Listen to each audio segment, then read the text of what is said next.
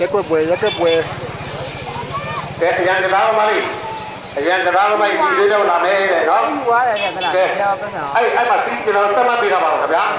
နော်အဲ့ဘက်ကိုဘောလုံးမရောက်သေးရင်တော့အေးသေးပဲအဲ့ဟိုဘက်ကိုဘောလုံးရောက်သွားတော့ဒီဘက်ကတခုတည်းကကိုယ်တောင်ဝင်တော့မယ်ဒါပေမဲ့အဲ့ဒီဆန်းကိုကျွန်တော်လုံးဝဒီနေတော့ပါဘူးလို့နော်ဘာကြောင့်ဆိုတော့ကျွန်တော်တို့ကြကြိုက်ဘူးမတက်တယ်မှာနော်ကျွန်တော်တို့ဖိကြရတဲ့အတူအဲ့ဒီနေနဲ့နော်တော်တော်ကျူတာအပီးနေကြသလိုကျွန်တော်ကြကြိုက်ရတယ်ဘာမှရှင်းရလို့မရပါဘူးလို့နော်ဒါလည်းမဟုတ်နောက်ဆုံးပြပါနော်ကျွန်တော်စီးတဲ့တတ်မှတ်ပြတာပါပဲနောက်ဆုံးမရဘူးမပြောဘူးဟိုးပါမှာ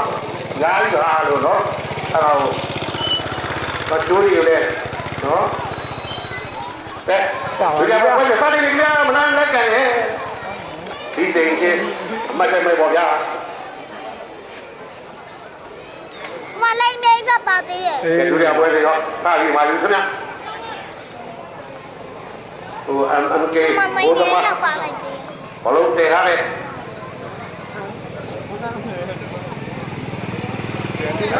အဲ့ကိုကြီးဒါ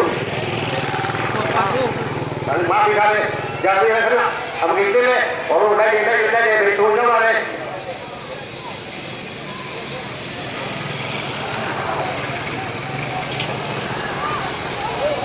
ခါပြီးလေ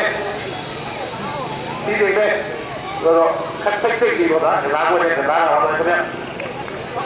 လိုဒီတော့ဘော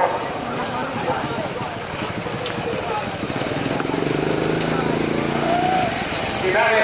လိုက်ပဲအဲ့ဒီလေနောက်ကြလို့မနာရ